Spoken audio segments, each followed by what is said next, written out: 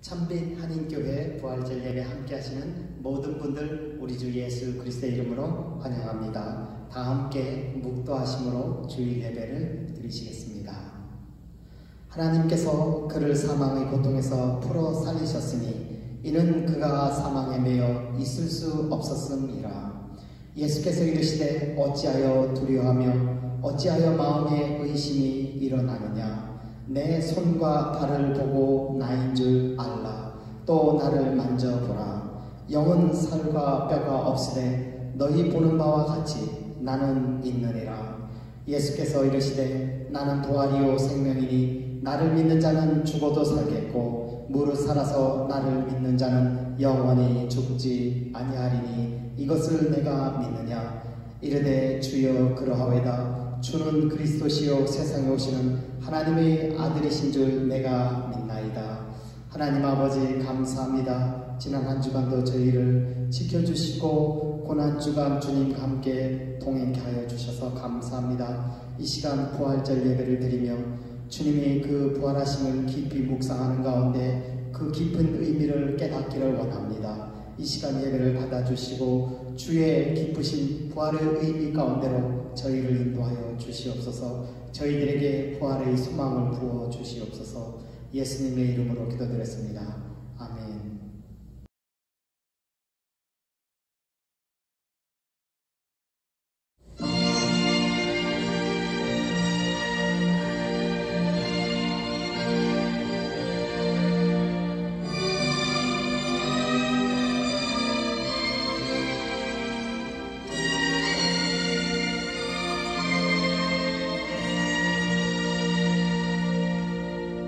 부활하신 구세주 나 항상 섬기네. 온 세상 전에도 주 정령 사셨네. 그 멜로운 손길 부드러운 음성 주 예수와 함께 늘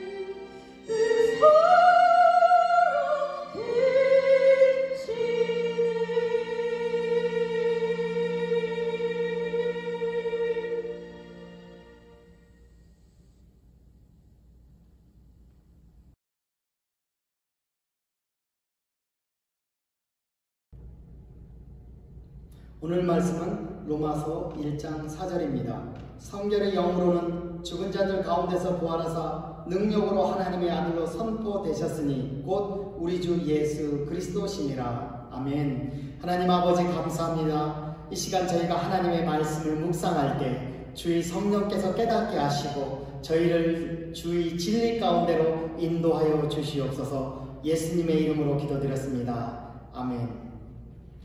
성경을 읽다 보면 예수님이 부활에 대한 부분을 만납니다.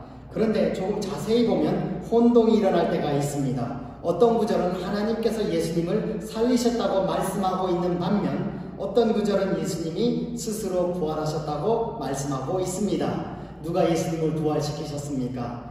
대답은 하나님이 삼위 모두 예수님이 부활에 개입하셨습니다. 예수님의 부활에 대한 각 구절은 누가 예수님을 부활시키셨는지 말씀하는 동시에 예수님의 부활에 대한 특별한 강조점들을 가지고 있습니다. 사도행전 2장 32절 이 예수를 하나님이 살리신지라 성부 하나님이 예수님을 부활시키셨습니다. 이 구절의 강조점은 예수님을 바라보는 시각에 대한 하나님과 인간의 차이입니다. 인간은 예수님께 사형 선고를 내렸지만 하나님은 그것을 뒤집어 살리셨습니다. 인간은 예수님을 십자가에 못 박고 죄인으로 끌어내렸지만 하나님은 예수님을 부활 승천시켜서 하나님의 아들로 높이 올리셨습니다. 성경은 성부 하나님이 예수님을 부활시키셨다고 말씀하시지만 동시에 성자 예수님이 스스로 죽음에서 부활하셨다고 말씀하십니다. 요한복음 2장 19절 예수께서 대답하여 이르시되 너희가 이 성전을 헐라 내가 사흘 동안에 일으키리라. 여기서 성전은 예수님의 몸을 가리킵니다. 예수님의 몸을 헐어 사람들이 죽이면 예수님은 자신의 능력으로 3일 안에 살리겠다고 말씀하십니다. 요한복음 10장 18절 내가 스스로 버리노라. 나는 버릴 권세도 있고 다시 얻을 권세도 있으니 풀어 설명하면 내가 목숨을 스스로 버리노라. 나는 목숨을 버릴 권세도 있고 다시 목숨을 얻을 권세도 있으니 예수님의 죽으심은 예수님이 스스로 내린 결정이며 부활도 예수님의 결정입니다. 이 구절은 예수님은 인간이셨지만 인간 이상이라고 말씀합니다. 예수님은 신과 인간이 결합된 신인이십니다. 예수님이 죽는다고 해서 그 신적인 능력과 위치는 결코 사라지지 않습니다. 예수님은 하나님이시기 때문입니다. 또한 성경은 성령 하나님이 예수님을 부활시키셨다고 말씀하십니다. 로마서 8장 11절 예수를 죽은 자 가운데서 살리신 이의 영이 여기서 영은 성령입니다. 성령 하나님이 예수님을 죽은 자 가운데서 살리셨다고 말씀하십니다. 이 구절이 강조하는 것은 성령 하나님은 예수님의 패턴을 따라 우리 믿는 자들을 부활시킨다는 것입니다. 결론은 하나님의 삼위가 모두 예수님의 부활에 개입하셨습니다. 세상을 창조하실 때도 인간을 구원하실 때도 우리가 예수님을 영접할 때도 예수님께서 부활하실 때도 삼위 하나님은 늘 함께 개입하십니다. 하나님은 한 분이시기 때문입니다. 여러분은 예수님의 부활을 어떻게 정의하시겠습니까? 어떤 사람들은 코로나 바이러스를 게임 체인저라고 부릅니다. 게임 체인저란 시장의 흐름을 통째로 바꾸거나 판을 뒤집어 놓을 만한 결정적 역할을 한 사람, 사건, 서비스, 제품을 가리킵니다. 최근에 스티브 잡스, 아이폰, 인공지능, 아마존 인터넷, 쇼핑몰이 최근의 게임 체인저라고 할 수 있습니다. 이번 게임 체인저는 사람도 아니고 물건도 아니라 바이러스입니다. 이 바이러스는 잘 나가는 기업을 망하게 하고 많은 사람들을 실업자로 만들기도 했습니다. 반면에 어떤 사람들에게는 더 많은 돈을 가져다 주었습니다. 이번 코로나 바이러스가 많은 것들이 판도를 바꾸어 놓았지만 사람들이 하나님께로 돌아서게 하는 게임 체인저가 되기를 소망합니다. 이번 코로나도 강력한 게임 체인저이지만 역사상 가장 강력하고 위대한 게임 체인저는 예수님의 부활입니다. 왜 그렇습니까? 예수님의 부활은 세계의 역사를 통째로 바꾸어 놓았기 때문입니다. 황제를 신격화하기 위해 교회와 그리스도인들을 핍박하던 로마 제국이 교회를 국교로 하며 예수 그리스도를 주로 모셨습니다. 로마 제국이 바뀌자 세계사의 흐름이 바뀌었습니다. 누가 그렇게 만들었습니까? 베드로와 같이 예수님을 부인하던 자들이 로마 제국을 바꾸었습니다. 바울과 같이 그리스도인들을 핍박하던 사람들이 로마 제국을 바꾸었습니다. 그러면 무엇이 그들을 바꾸었습니까? 예수님의 부활입니다. 예수님을 부인하던 자들과 핍박하던 자들을 예수님께 충성되게 만들어 놓았던 것은 예수님의 부활입니다. 예수님의 부활이 게임 체인저입니다. 예수님의 부활은 사람들을 바꾸어 놓았고 그 사람들은 로마 제국을 바꾸어 놓았으며 로마 제국이 바뀌자 세계가 바뀌었고 세계가 바뀌자 세계사의 흐름이 바뀌었습니다. 예수님의 부활은 역사상 가장 강력한 게임 체인저였습니다. 예수님의 부활은 세상을 바꾸어 놓을 뿐만 아니라 우리 신앙을 바꾸어 놓습니다. 우리 신앙을 4단계로 나누어서 예수님의 부활이 어떤 의미와 역할을 하는지 같이 살펴보겠습니다. 신앙의 첫 단계는 예수님을 믿기 전 단계이며 두 번째는 예수님을 믿는 단계이며 세 번째는 예수님을 믿고 난 후 주님과 동행하는 단계이며 네 번째는 이 세상을 마치고 하나님의 심판대 앞에 서는 단계입니다. 예수님의 부활은 이 모든 단계에서 큰 역할을 합니다. 믿기 전 단계, 예수님의 부활은 성경을 신뢰하게 합니다. 예수님의 부활은 우리가 믿기 전에 어떤 의미가 있었습니까? 그 역할은 무엇이었습니까? 예수님의 부활은 복음을 담고 있는 성경에 대해 신뢰하게 합니다. 여러분은 성경을 신뢰합니까? 예수님의 제자들이 예수님의 부활을 경험하기 전에 때로 돌아가서 그들의 입장에 서서 바라보겠습니다. 어느 날 30세 먹은 젊은 청년이 와서 이사야 53장을 펴서 읽어줍니다. 우리가 전한 것을 누가 믿었느냐? 여호와의 팔이 누구에게 나타났느냐? 그는 고운 모양도 없고 풍채도 없은즉 우리가 보기에 흠모할 만한 아름다운 것이 없도다. 그는 멸시를 받아서 사람들에게 버림받았으며 그는 실로 우리 질고를 지고 우리 슬픔을 당하였거늘 그가 찔림은 우리 허물 때문이요 그가 상함은 우리 죄악 때문이라. 그가 살아있는 자들의 땅에서 끊어지면 마땅히 형벌받을 내 백성의 허물 때문이라. 성경 읽기를 마친 후에 그 젊은이가 이렇게 말합니다. 이 말씀에서 가리키는 그가 나이니라. 이 말씀에 따라 나는 3일 동안 죽을 것이다. 그렇게 말씀한 후에 그리고 나서 10편 16편 10절을 펴서 읽어줍니다. 주께서 내 영혼을 수월에 버리지 아니하셨으며 주의 거룩한 자를 멸망시키지 않으실 것이니이다. 이 말씀을 읽고 나서 그 젊은이는 이렇게 말합니다. 이 말씀에서 예언한 대로 나는 3일 후에 부활할 것이다. 여러분은 그 젊은이 말을 받아들일 수 있겠습니까? 예수님의 제자들은 받아들이지 못했습니다. 누가복음 24장 25절 미련하고 선지자들이 말한 모든 것을 마음에 더디 믿는 자들이여 그리스도가 이런 고난을 받고 자기의 영광에 들어가야 할 것이 아니냐라고 예수님께서 엠마오로 가는 두 제자에게 하신 책망입니다. 여기서 선지자는 구약을 말합니다. 구약에서 이미 그리스도의 고난과 죽으심과 부활하심을 예언하셨습니다. 그러나 그들은 이것을 알고 있었지만 믿지 않았습니다. 그들은 왜 믿지 않았을까요? 여러분이라면 어떻게 하였습니까? 예수님의 제자들은 구약 성경의 말씀을 신뢰하지 않았습니다. 그래서 예수님이 죽으시고 부활하신다고 예언했을 때 예수님이 죽으심을 말렸습니다. 예수님이 실제로 죽으셨을 때 그들은 예수님을 부인했거나 떠났습니다. 예수님이 부활하셨다는 소식을 들었을 때 믿지 않으려 했습니다. 그러나 그들이 부활하신 예수님을 만났을 때 이렇게 고백합니다. 누가복음 24장 32절 그들이 서로 말하되 길에서 우리에게 말씀하시고 우리에게 성경을 풀어주실 때 우리 속에서 마음이 뜨겁지 아니하느냐. 그들이 마음이 뜨거웠던 이유는 성경 말씀이 증명되고 풀어졌기 때문입니다. 무엇이 성경 말씀을 증명하고 풀어지게 했습니까? 부활하신 예수님이었습니다. 부활하신 예수님은 성경 말씀을 이론이 아니라 역사적 사실로 만들었습니다. 예수님의 부활은 성경 말씀을 신뢰하게 합니다. 믿을 단계에서 예수님이 부활은 우리가 예수님을 신뢰하게 합니다.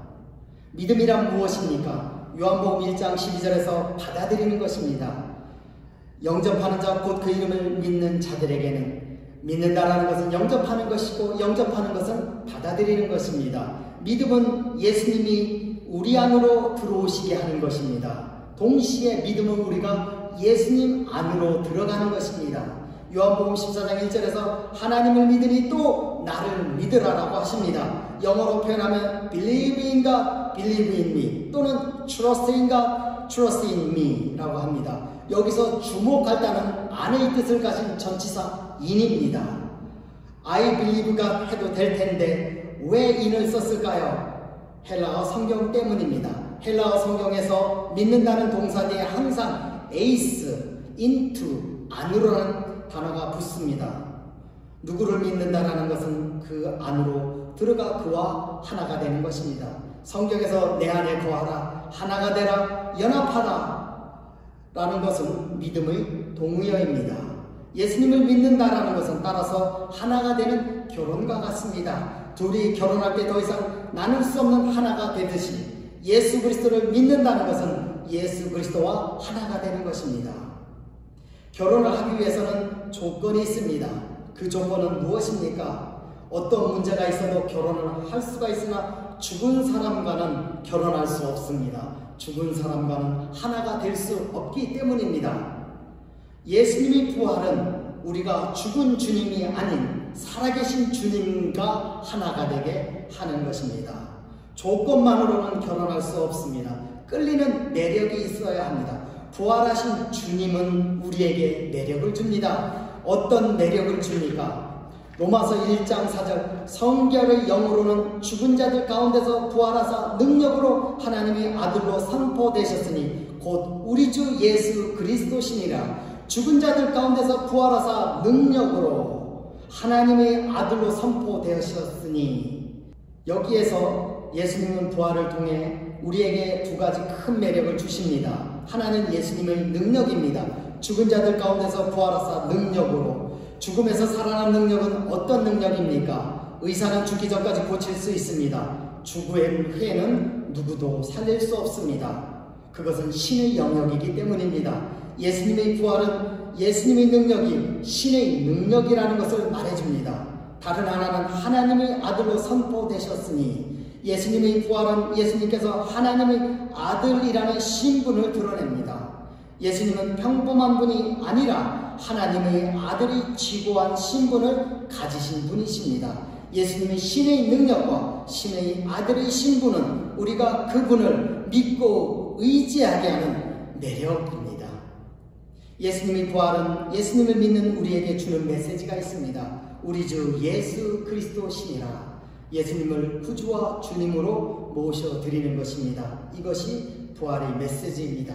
예수님의 부활은 우리가 믿고 하나가 된 분이 죽은 분이 아니라 살아계신 분이시며 신의 능력을 가지셨으며 하나님의 아들이심을 알려주어 우리로 믿게 합니다. 믿고 난 후의 단계에서 예수님의 부활은 우리의 의식에 자유를 줍니다. 우리 의식 속에는 항상 갖는 두 가지 의식이 있습니다. 하나는 죽음에 대한 의식이며 다른 하나는 잠재력에 대한 의식입니다.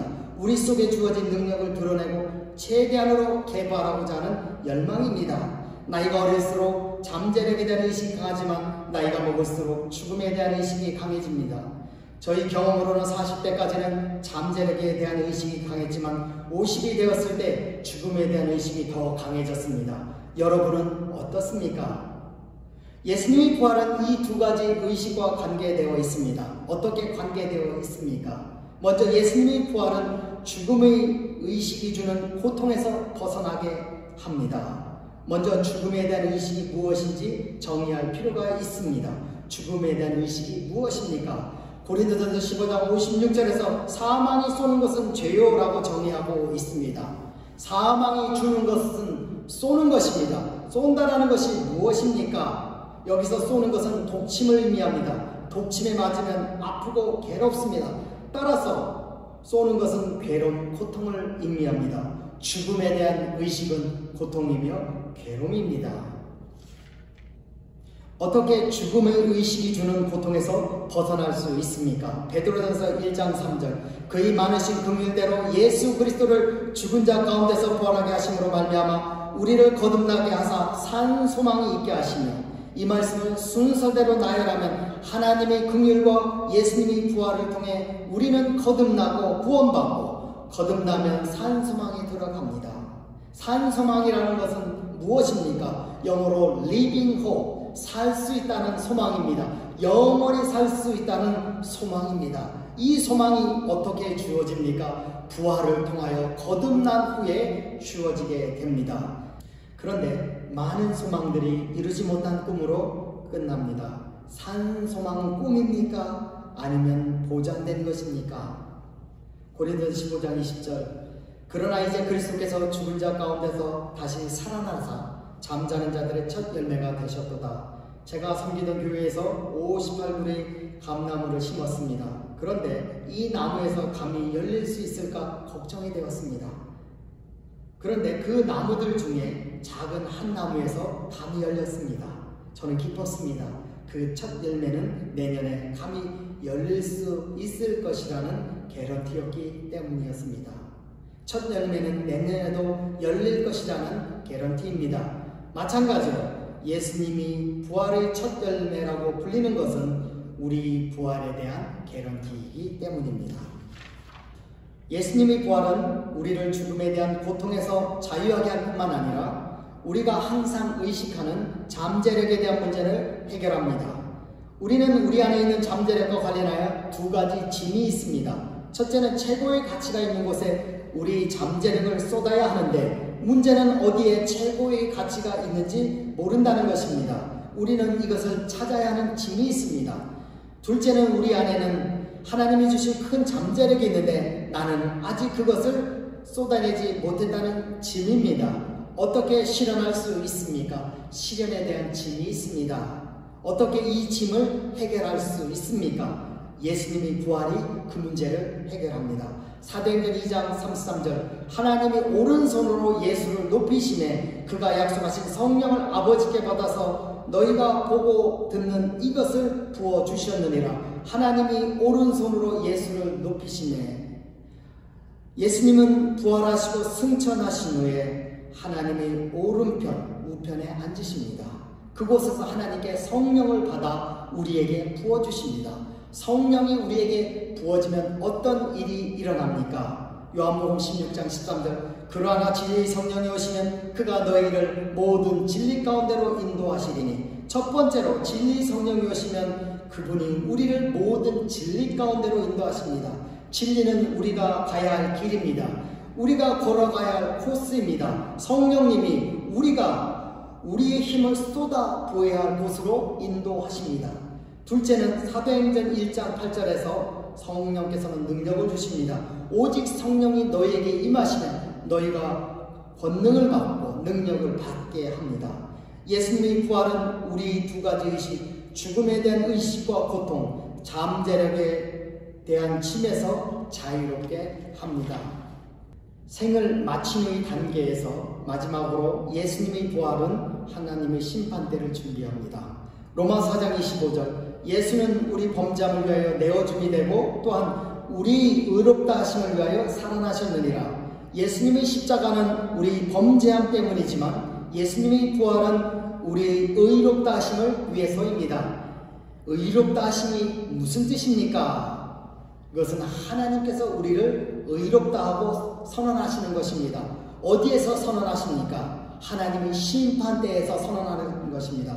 요한계시록 20장 6절에서 천년왕국이 끝나고 7절에서 사탄의 무적에게서 풀려나고 8절로 10절에서 사탄은 사람들을 유혹하여 곡과 마곡의 전쟁을 일으킨 후 패하여 지옥에 빠집니다. 13절에서 바다, 사망과 음부가 죽은 자들을 내어주는 부활이 있고 11절, 12절에서 그 후 내가 크고 흰 보좌와 그 위에 앉으신 이를 보니 땅과 하늘이 그 앞에 피하여 간대었더라. 내가 보니 죽은 자들이 큰 자나 작은 자나 그 보좌 앞에 서 있는데 책들이 펴있고 또 다른 책이 펴졌으니 곧 생명책이라. 죽은 자들이 자기 행위를 따라 책들에 기록된 대로 심판을 받으니 모든 사람들이 부활하여 하나님이 백보자 심판대에 서서 모든 사람들이 심판을 받게 됩니다. 하나님이 의롭다고 선언하는 자리가 바로 이 자리입니다. 하나님께로부터 의롭다고 선언을 받는 자는 새하늘과 새 땅 가운데로 나아가지만 하나님이 불의하다고 선언하는 자는 불과 유황으로 타는 곳에 가게 됩니다. 이 심판대에서 부활하신 그리스도께서 해주시는 일이 있습니다. 고린도서 4장 14절 주 예수를 살리신 이가 부활하신 예수께서 함께 우리도 다시 살리사 너희와 함께 그 앞에 그 심판대에 서게 하실 줄을 아노라. 부활하신 예수님은 우리와 함께 하나님의 심판대 앞에 서 계십니다. 거기에 서서 무엇을 하십니까? 우리의 영수증이 되어주십니다. 영수증이란 무슨 의미입니까? 이것을 이해하기 위해서는 성경에서 죄를 어떤 시각으로 보는지 살펴볼 필요가 있습니다. 성경에서 죄는 보통 갚아야 할 빚으로 표현합니다. 그 대표적인 예가 주기도문의 마태복음 16장 12절입니다. 우리가 우리에게 죄 지은 자를 사하여 준 것 같이 우리 죄를 사하여 주옵시고 해서 죄는 헬라어로 오페이레마, 빚을 지다입니다. 죄는 갚아야 할 빚입니다. 예수님께서 십자가에서 죽으심은 이 빚을 갚으신 것입니다. 빚을 갚으면 무엇을 받습니까? 영수증을 받습니다. 예수님의 부활은 하나님이 내어주신 영수증입니다. 만약 하나님이 영수증을 내어주시지 않으셨다면, 그리스도를 부활하지 않게 하셨다면 어떤 일이 벌어집니까?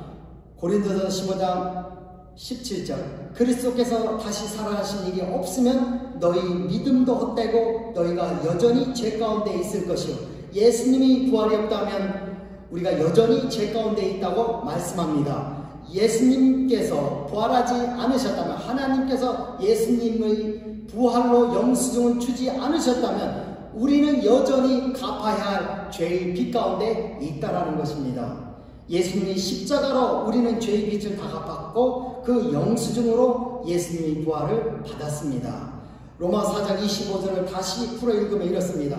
예수는 우리 범죄함의 죄값을 갚기 위해 십자가에서 죽으신 것이고 또한 우리를 의롭다 하시기 위해서 죄값을 다 갚았다라는 영수증으로 예수님을 살아나게 하셨습니다. 예수님의 부활은 빚을 다 갚은 것입니다. 예수님의 부활은 우리의 칭의 영수증입니다. 정리하면 예수님의 부활은 하나님의 삼위 모두께서 개입하셨습니다. 예수님의 부활은 역사상 가장 큰 게임 체인저였습니다. 예수님의 부활은 우리 신앙의 게임 체인저입니다. 예수님의 부활은 예수님을 믿기 전에 가졌던 성경에 대한 불신을 신뢰로 바꾸어주고, 예수님의 부활은 예수님을 믿을 때 예수님에 대한 신뢰감을 주어 영접하게 하고, 예수님의 부활은 우리의 죽음에 대한 의식과 우리에게 주신 잠재력에 대한 짐에서 자유하게 하고, 예수님의 부활은 인생이 끝나고 하나님의 심판대에 설 때 우리의 의에 대한 영수증이 되어 주십니다. 기도하겠습니다. 하나님 아버지, 부활하셔서 우리에게 큰 의미와 우리 삶과 신앙 가운데 큰 역할을 해주셔서 감사합니다. 십자가에 달리셔서 우리 죄값을 해결해 주신 것 감사합니다. 뿐만 아니라 부활해 주셔서 다시 한번 감사를 드립니다. 이 부활주의를 맞이하여서 저희가 다시 한번 부활의 의미를 생각하며 그 은혜 속에 잠기게 하여 주시고 믿음 가운데 부활의 주님께로 나아가게 하여 주시옵소서. 지금은 우리 주 예수 그리스도의 은혜와 하나님의 무궁하신 사랑하심과 성령님의 감화 교통하심이 예수님께서 부활하신 그 의미를 생각하고 그 부활의 의미 가운데 나아가기를 원하는 이 자리에 있는 각 사람 성도 위에 영원토록 함께 하시기를 예수님의 이름으로 간절히 축원하옵나이다.